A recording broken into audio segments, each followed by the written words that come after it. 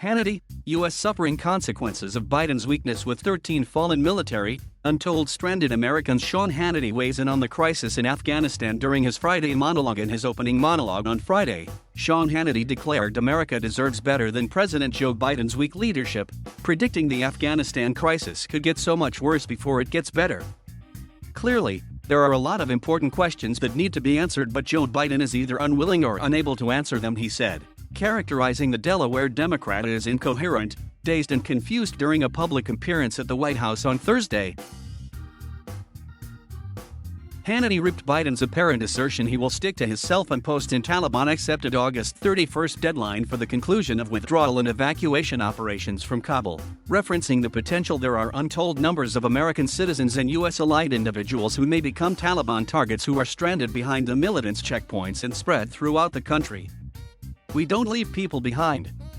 We rescue our people trapped behind enemy lines. We respond to terror attacks with overwhelming force. We strike fear in our enemies and instill confidence in our allies, the Hannity host continued. But under Biden, none of that is happening. And now we're suffering the consequences of his weakness in real time. Hannity lamented the 12 Marines and 1 sailor being killed in an ISIS-Khorasan suicide bomb attack, which occurred Thursday against the throngs of desperate people trying to get into Hamid Karzai International Airport. 13 of our brave soldiers are dead. They will never return home to their families. More than a dozen others are seriously wounded. The total death toll is now more than 170 and more than 200 injured, he reported.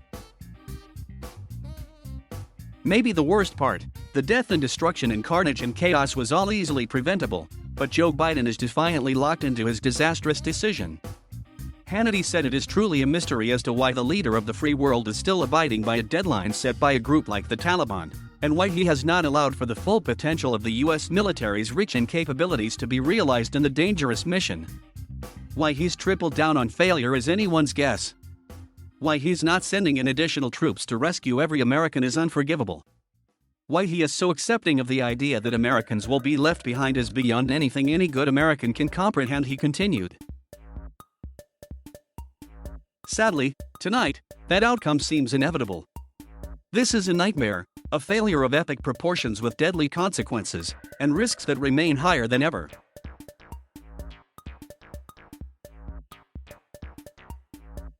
Thank you for watching. Please subscribe.